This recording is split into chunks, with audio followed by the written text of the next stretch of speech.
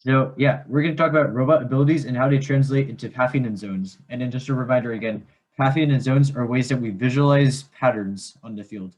We map them out, and that's how we do it.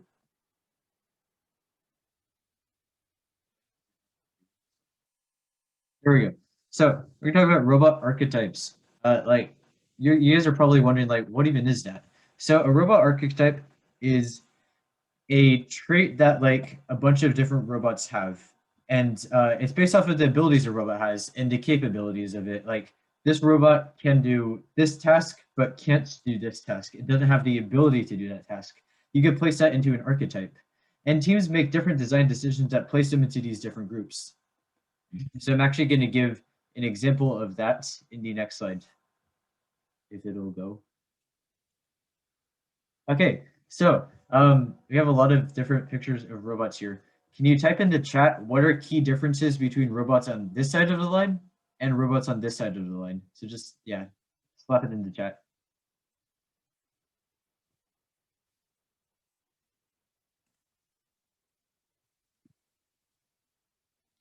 I've been doing a short bot. Yeah, that's, hey, pretty insightful, Clara. That's perfect. That side has us on it. Yeah, so Clara is completely right. The tall robots on the left side, and there's the short robots on the right side. And again, the big difference about that is that the tall robots cannot go through the trench run, whereas the short robots can. They have that path open to them, and that's the main difference. As you notice, there's very good robots. Like 973 is like a huge team. They're really good. Like they got a lot of awards and stuff. But then we also have like 1678, 148. There's good robots on both sides, and usually one single archetype doesn't really mean that your robot is the best or whatever. You can have good robots on several different archetypes. We get to the next slide. Yeah, so as you can see, we have the trench run here. We have random dude over here. Ignore him. And if you're tall, you can't go past this. That's one area of the field that's inaccessible to you. You cannot reverse it. And so that would be an archetype, or not typed, archetype, in that tall robots can't go over this area. So that's going to be a big factor involving in planning strategies. You can't have a strategy where a tall robot goes underneath this area because it's impossible.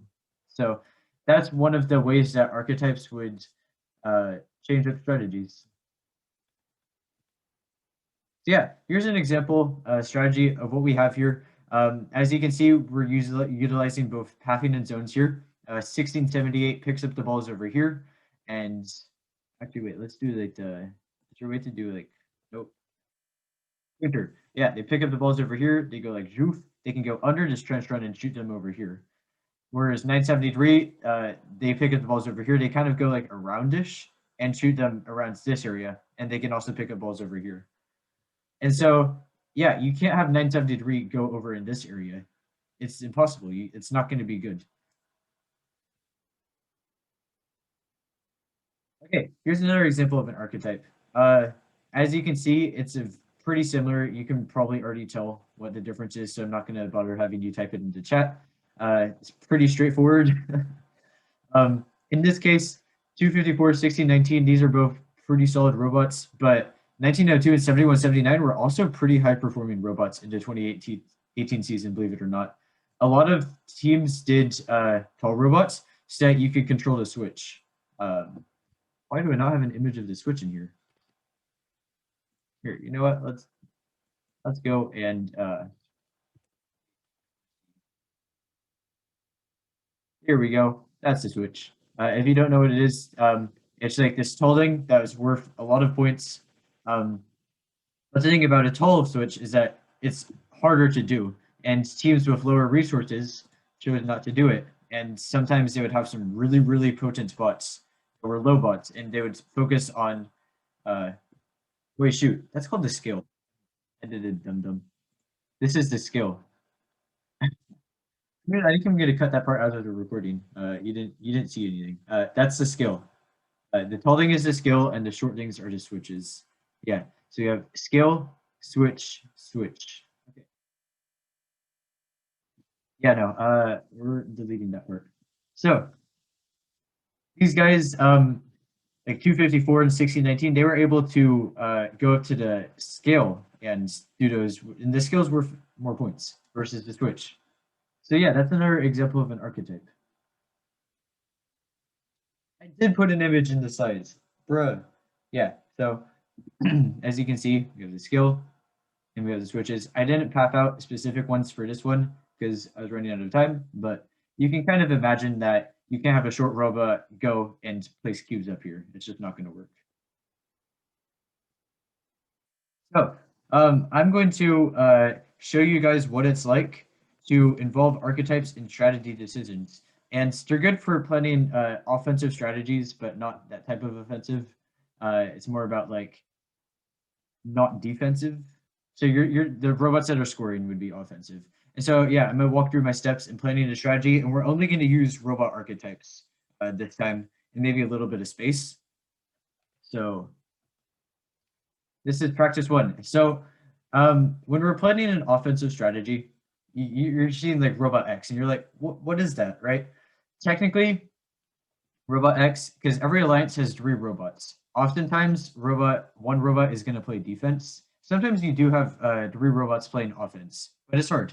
And most of the time, we would have 1 robot play defense.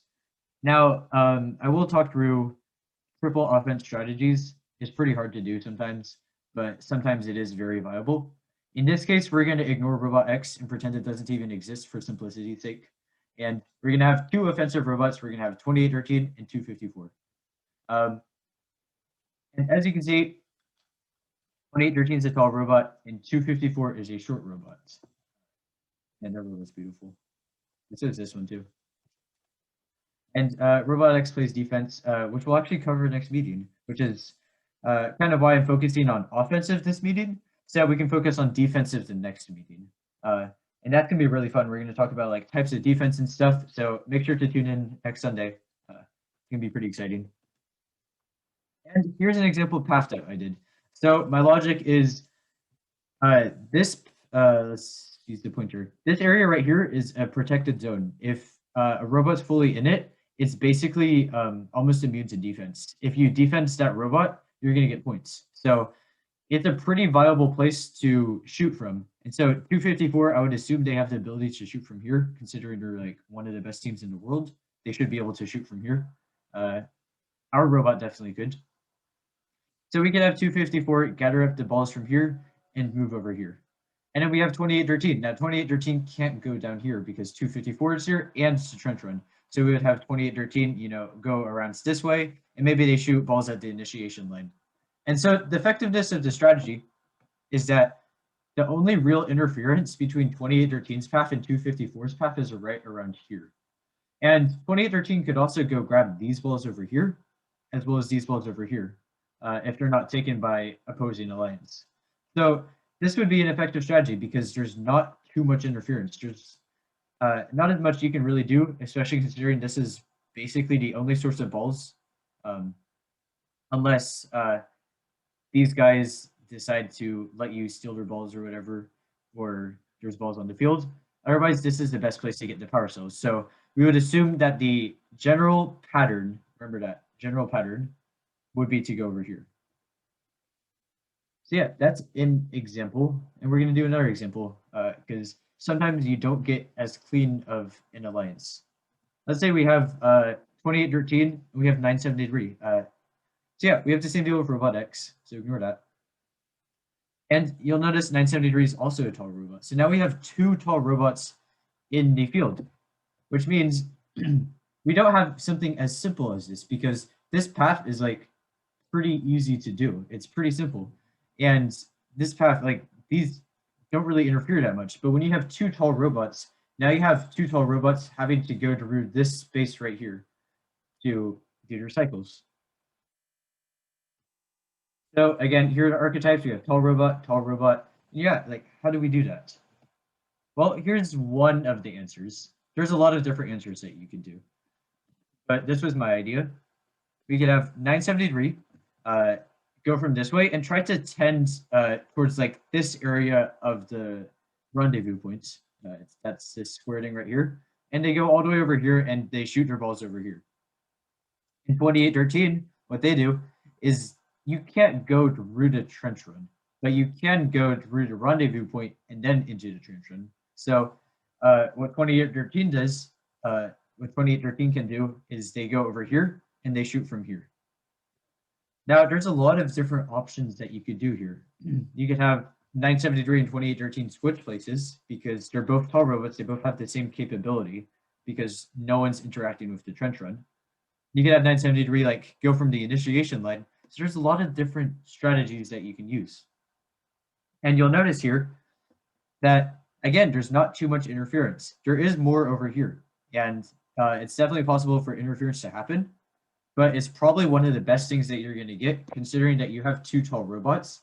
And this chunk of the field, this path right here, is now effectively closed off. You can't use it now because you have two tall robots. So that is my example strategy. Again, usually there's not really a right answer to strategies. There's more about what answer makes the most sense and what is going to be the most effective. But sometimes several strategies could be the most effective. We don't know. And so you just got to make educated guesses on what would be a good strategy. So yeah, does everyone kind of get what I'm saying? Can you like type into chat if you have any questions too? Ask away, please. I love questions. So yeah, type into chat if you got it.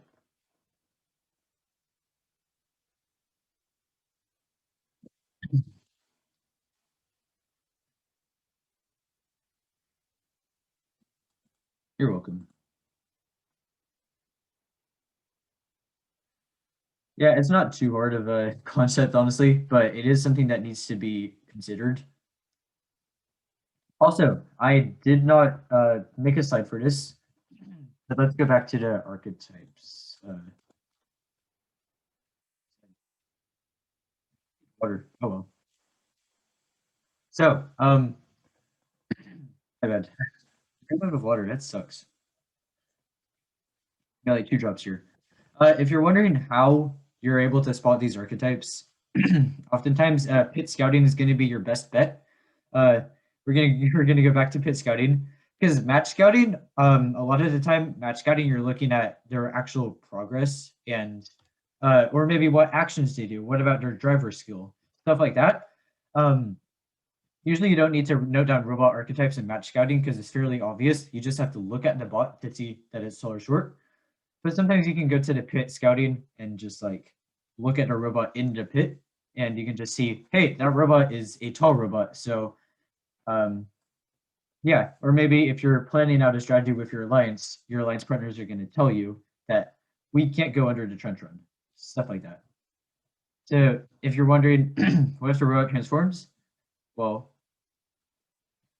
if the robot is ever able to go under the trench run, we can assume that we can define it as a short robot that maybe can just like extend upwards or whatever. That's still a short robot because it has the ability to go in that path and become short.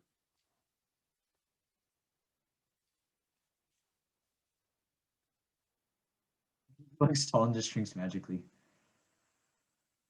Then you need to reconsider what your diet is because you sound like you're probably having like hallucination problems. Okay. So yeah, again, the way you glean all of this information is from pit scouting. So